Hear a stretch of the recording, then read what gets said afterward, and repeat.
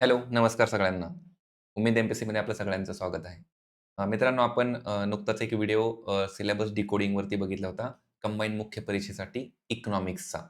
Group बी आणि group सीचा हा सिलेबस सिमिलर आहे. त्याच्यासाठी आपण बघितलेलं होतं. आता बघा, या सिलेबस डिकोडिंगमध्ये बघत असताना आपण प्रत्येक पॉइंटला एक्सप्लेन केलं होतं आणि त्या धर्तीवरतीच आपली एक इकॉनॉमिक्सची बॅच असणार आहे. उमेद एम-पी-एस-सीच्या आपल्या ॲपवरती, ऑनलाईन प्लॅटफॉर्मवरती बॅच असणार आहे. तर बॅचचं एक थोडक्यात स्वरूप सांगण्यासाठीचा हा व्हिडिओ आहे. नक्की बॅचमध्ये आपण काय-काय कव्हर करणार आहेत. तर सगळ्यात महत्त्वाचं की कंबाईन ग्रुप बी आणि सीसाठी दोन्हीलाही आपली उपयुक्त असणारी अशी बॅच असणार आहे. आता बॅचमध्ये जर म्हटलं तर इकॉनॉमिक्स आहे आणि इकॉनॉमिक्स जो आपल्याला मुख्य परीक्षेचा सिलेबस आहे. मुख्य परीक्षेचा पूर्ण सिलेबस तर तो आपण कव्हर करणार आहे. ऑल सिलेबस हा रेकॉर्डेड फॉर्ममध्ये असणार आहे. म्हणजे बॅचचे व्हिडिओ लेक्चर जे असणार आहेत, तर ते पूर्णतः रेकॉर्डेड फॉर्ममध्ये म्हणजे आता जसा तुम्ही हा व्हिडिओ बघताय तर त्याच फॉर्मॅटमध्ये लेक्चर्स असणार आहेत. पूर्णतः रेकॉर्डेड असेल. याच्यामध्ये लाईव्ह लेक्चर्स नसतील. क्वचित जर कधी तो प्लॅन झाला तर मग मात्र लाईव्ह असतील. रेकॉर्डेड लेक्चर तुम्ही तुमच्या सोयीने केव्हाही बघू शकता. याच्यामध्ये तुम्हाला महत्त्वाच्या नोट्स दिल्या जातील. आपल्या नोट्स कशा असतील तर नोट्सचे सॅम्पल तुम्हाला आपण दाखवणारच आहे थोडक्यात. याच्यामध्ये ह्या नोट्स तुम्हाला असतील तर त्या काही ठिकाणी तुम्हाला ब्लँक स्पेस असणार आहेत. हे ब्लँक स्पेस तुम्हाला लेक्चर पाहताना फिल करावे लागतील. एक तुमची ती कनेक्टिंग लिंक तयार होईल लेक्चर्समधून. त्यामुळे तुम्हाला लेक्चर्स बघणं मस्ट आहे. तुमच्यापैकी काही जण म्हणतील, की नाही फक्त नोट्स हव्यात किंवा मग नोट्स करून आम्ही करतो. तर मग तुम्हाला बाहेर झेरॉक्स सेंटरला नोट्स मिळतील. तुम्ही ते करू शकता. बॅच लावण्याची गरज नाही. पण मग तुम्ही बॅचमध्ये येणार असाल तर व्हिडिओ पाहून तुम्हाला ते लेक्चर्स म्हणजे त्या ब्लँक नोट्स फिल कराव्या लागतील. फुल नोट्स तुम्हाला उपलब्ध नाही होणार आहेत. तर ती काळजी घ्या. आणि त्याचबरोबर जे पी-वाय-क्यू आलेत, पी-वाय-क्यू ऑलरेडी आपण गो थ्रू केले होते. तर ते पी-वाय-क्यू आपण काही घेऊया म्हणजे काही म्हणजे तर ग्रुप बी आणि सीचे जे मागच्या 2 वर्षाचे जे पेपर आले तर ते घेऊया. प्लस राज्यसेवा मुख्यचा जो सिमिलर सिलेबस आहे तर त्यातले काही आपल्याला जमले तर ते सुद्धा आपण पी-वाय-क्यू घेणार आहेत. बॅचची व्हॅलिडिटी तुमची कंबाईन ग्रुप सीची मेन्स एक्झाम होईपर्यंत. कारण का ग्रुप बीची आधी मेन्स होणार आहे, नंतर ग्रुप सीची मेन्स होणार आहे. सो तुम्हाला दोन्ही एक्झामला हे लागू होण्यासाठी आपण देणार आहोत. आता याच्यामध्ये बघा जर आपण सिलेबसवर एकदा नजर टाकली, तर हा सिलेबस आपण डिस्कस केला होता. डिकोडिंगचं लेक्चर तुम्ही जर कोणी पाहिलं नसेल, तर एकदा बघून घ्या. तर याच्यामध्ये बघा, हे समग्र लक्ष्य अर्थशास्त्राचे सुरुवातीचे 4 टॉपिक आणि नंतरचे सेकंड हाल्फमधले हे 9 टॉपिक. यावरती आपली पूर्ण बॅच असणार आहे. हा पूर्ण सिलेबस आपण कव्हर करणार आहे. याच्यावरती 10 क्वेश्चन येतात. 20 मार्क आपल्यासाठी महत्त्वाचे आहेत. आणि याच्या तुम्हाला कंप्लीट नोट्स दिल्या जातील. त्या नोट्स कशा असतील, तर एकदा स्वरूप बघून घ्या. कंबाईन ग्रुप बी आणि सीच्या तुम्हाला वन टाईम नोट्स सगळ्या नाही मिळायच्या कारण काही टॉपिकच्या आपल्याला नोट्स अजून अपडेट करायच्यात. पण हाल्फ टॉपिकच्या आपल्या अपडेट झाल्या तर त्या तुम्हाला इनिशियली मिळतील. नंतर जेव्हा लेक्चर आपले पुढे जातील, तर त्यानुसार आपण ते करूया. तर यामध्ये बघा आपले टॉपिक डायरेक्टली सुरू होतील राष्ट्रीय उत्पन्न किंवा मॅक्रो इकॉनॉमिक्स पासून आणि पुढे आपल्याला जाता येईल. तर अशा ह्या नोट्स चं स्वरूप असेल. पुढे जर बघितलं तर समजा आता फॉर एक्झाम्पल आपला सेकंड टॉपिक आहे. सेकंड टॉपिक कुठला आहे? वृद्धी आणि विकास आहे. Growth and development. तर हा टॉपिक मग त्याच्याबद्दलचं परत पुन्हा म्हणजे सुरुवातीला आपण काय करतो, की हा सिलेबस एकदा देतो डिटेल, की सिलेबसमध्ये काय असेल नक्की आणि त्याच्यामध्ये परत पुन्हा बघा हे असं. जसं की आता रिसेंटच्या आपल्या अपडेट्स म्हणलं तर मग समजा आता फॉर एक्झाम्पल आपल्याला वर्ल्ड हॅपीनेस इंडेक्स आहे. वर्ल्ड हॅपीनेस इंडेक्सची मग एकंदरीत रँकिंग वगैरे काय असेल. तर यातला बराचसा डेटा तुम्हाला तो ब्लँक स्पेसमध्ये असेल तर तुम्हाला तो फिल करावा लागेल. तर इथे समजा 2025 मधले टॉप किंवा भारताचा 25 मध्ये रँक किती 118वा आहे वगैरे. तर हे आपल्याला तिथं अपेक्षित आहे विचारलं जाऊ शकतं. त्याचबरोबर लोकसंख्येचा अपडेटेड काही डेटा म्हणजे आपली जशी आता जनगणना होणार आहे.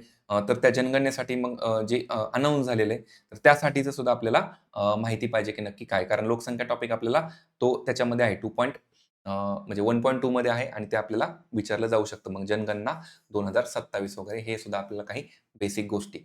ट्रेडच्या टॉपिकमधलं मग ट्रेडच्या अपडेट्स वगैरे आपण ते तिथं घेणार आहेत आणि पी-वाय-क्यूच्या रेफरन्सने आपण ही बॅच रन करणार आहेत. अगेन एकदा सांगतो की ही बॅच खूप डीपमध्ये नसेल, म्हणजे एकदमच डेप्थमध्ये जाऊन घेतलंय वगैरे असं नाहीये. तर कंबाईन मुख्य परीक्षेला जे अपेक्षित आहे, तर ते मात्र नक्कीच आपण इथं कव्हर करणार आहोत. तर याच्यात अजून एक प्रश्न असेल बऱ्याच विद्यार्थ्यांचा, की इकॉनॉमिक्स सर्व्हे जो आता येणाऱ्या काळामध्ये येईल, म्हणजे भारताचा असेल किंवा मग महाराष्ट्राचा पुढच्या काळात, तर तो घेणार का? तर तो बॅचमध्ये डिटेल नसेल. आपण त्याचा क्रक्स मात्र नक्कीच घेऊया. त्याची समरी म्हणून आपण घेऊ. राज्यसेवा मुख्यसाठी आपण डिटेल घ्यायचो. लिटरली पेज टू पेज आपण सर्व्हे घ्यायचो. कारण का तिथं सर्व्हेमधून जवळपास 15, 20, 30 क्वेश्चन पर्यंत जायचं. पण इथं आपल्याला नाही, इथं टोटलच आपल्याला 10 क्वेश्चन आहेत. तो त्याची आपण एक समरी नक्कीच बघूया आणि जे येणाऱ्या काळातलं बजेट आहे, तर आता बजेटवरती सुद्धा आपल्याला मुख्य परीक्षेत प्रश्न तसा नाही, पण एखादा क्वेश्चन आपल्याला करंटचा रेफरन्सने येऊ शकतो. बजेट मात्र आपण घेऊया व्यवस्थित, भारताचं असू द्या किंवा महाराष्ट्राचं. तर त्या गोष्टी तुम्हाला इथं ॲड होतील. या सिलेबसच्या व्यतिरिक्त आपलं जे भारताचं बजेट असेल किंवा मग भारताचं आणि महाराष्ट्राचं हे दोन्ही बजेट आपण घेऊ आणि सर्वे मात्र मग क्रक्सने घेणार आहोत. अशी ही बॅच आहे. आता बॅचचं जर एकंदरीत शेड्यूल म्हणाल तुम्ही, तर रेकॉर्डेड लेक्चर म्हणजे कधी कव्हर होतील, मग मेन्स एक्झाम आहे वगैरे, वगैरे. तर याच्या बाबतीतलं जर आपण एक टेंटेटिव्ह म्हणलं, अगेन अंदाजित आहे, तर 20 फेबपर्यंत हे रेकॉर्डेड लेक्चर पूर्ण होतील. मागे-पुढे प्लस मायनस थोडंफार धरून चाला. जर लवकर जमले तर आपण अर्लीमध्ये संपवू, जेणेकरून तुम्ही फ्री व्हाल. तुम्हाला इतर सब्जेक्टचा पण अभ्यास करायचा आहे. लँग्वेज रेग्युलरमध्ये तुम्ही कराल आणि बाकी जी-एस पण तुम्हाला करायचे आहेतच. तर ही आपली 21 जानेवारीपासून बॅच सुरू होते आणि याच्यामध्ये आपले रेकॉर्डेड लेक्चर म्हणजे असा एक अंदाज आहे की डेली साधारणतः 1 लेक्चर किंवा कधी-कधी ते 2 लेक्चर पण ॲड होतील. आता टोटल नंबर ऑफ लेक्चर्स वगैरे किती आवर्स, तर ॲक्चुअली कंटेंट खूप सारं आहे. तर ते आत्ताच लगेच सांगता येत नाही की किती तासांची बॅच असेल, किती व्हिडिओ असतील वगैरे. कारण व्हिडिओचं कसं आहे, समजा 2 तासाचा 1 व्हिडिओ करणं आणि 1-1 तासाचे 2 व्हिडिओ करणं, तर त्यामुळे संख्या बदलू शकते. सो ती संख्या वगैरे हे इनिशियली आपल्याला सांगता येत नाही. पण तुमचा सिलेबस कव्हर करणं आणि एकंदरीत तो सगळा क्रक्स तुमच्या समोर आणणं, हे आपलं प्राईम टार्गेट असणार आहे. नोट्सचे अजून काही सॅम्पल जर तुम्हाला पाहायचे असतील, तर आपण समजा कृषी वगैरे टॉपिक जर बघितला यातला, आपला 1 1.2 वाला टॉपिक किंवा सहकार वगैरे बघा 1.3 चा आपला टॉपिक आहेच आहे. आपण बघा आता हा 2.4 आहे आपला.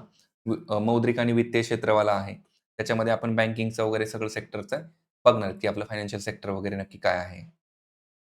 त्यानंतर आपल्याला बाकी पुढचे जे टॉपिक आहेत सार्वजनिक वित्त वगैरे ते दोन्ही आपल्याला एकत्रित करायचे आहेत त्याच्यामध्ये.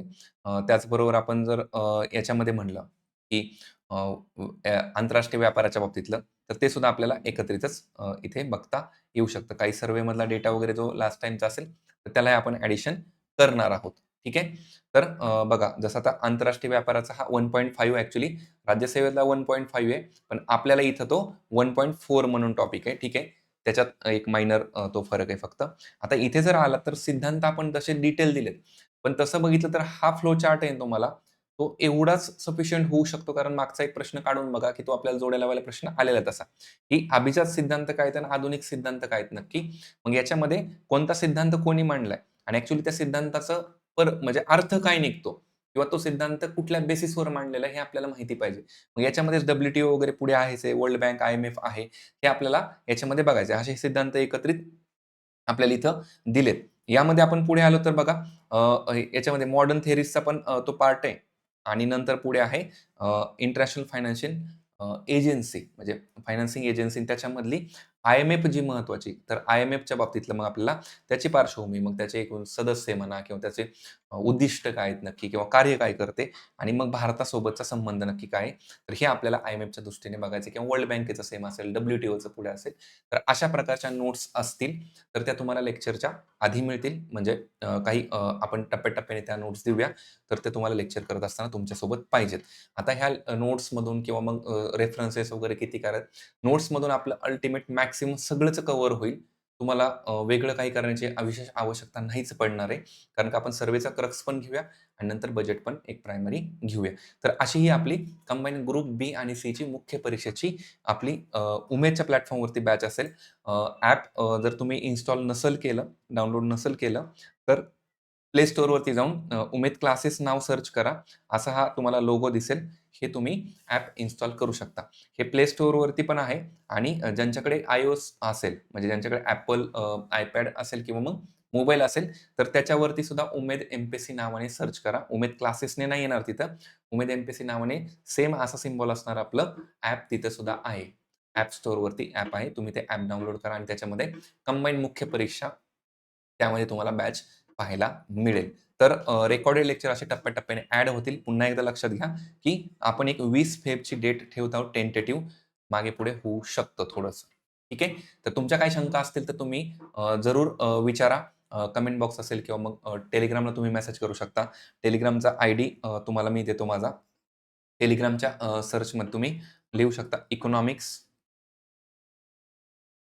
मेन्स असं जोडून सर्च केलं, तर तुम्हाला माझा आयडी मिळेल, पर्सनल आयडी किंवा तुम्ही ॲपमध्ये सुद्धा तिथं तुम्हाला विचारायला तिथं एक बॉक्स आहे, कमेंट बॉक्स. तर तिथे तुम्ही विचारू शकता किंवा या व्हिडिओच्या खाली सुद्धा तुम्ही कमेंट करून विचारू शकता तुमच्या काही ज्या शंका असतील सिलेबसच्या.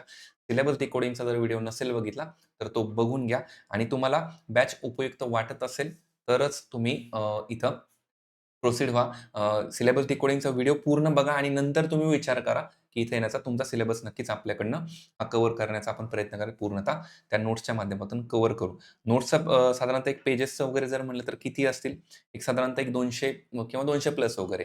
आता 210 पानांची आपली ही लास्ट टाईमचीच फाईल आहे. आपण लास्ट टाईमच्या मेन्स एक्झामसाठी पण दिली होती. तर ही तुम्हाला अशी असेल किंवा काही पेजेस ह्याच्यात ॲड होतील. तर थोडंफार आपल्याला रिडक्शन पण करते. साधारणतः एक 200 पेजेसची फाईल आहे. म्हणजे तुमचे बॅक टू बॅक असे 100 पानांची एक नोट बनू शकते ती 100 किंवा 110 पानांपर्यंत ती जाईल. तर आपलं बॅचबद्दलचं हे एकंदरीत होतं. बाकी तुम्ही एक्झामचा अभ्यास सुरू केला असेल, मुख्य परीक्षा. आता आपल्याला वेळ दौडून चालणार नाहीये. तर आपण इथं थांबूया. भेटूया आपल्या लेक्चरच्या सीरीजमध्ये. धन्यवाद.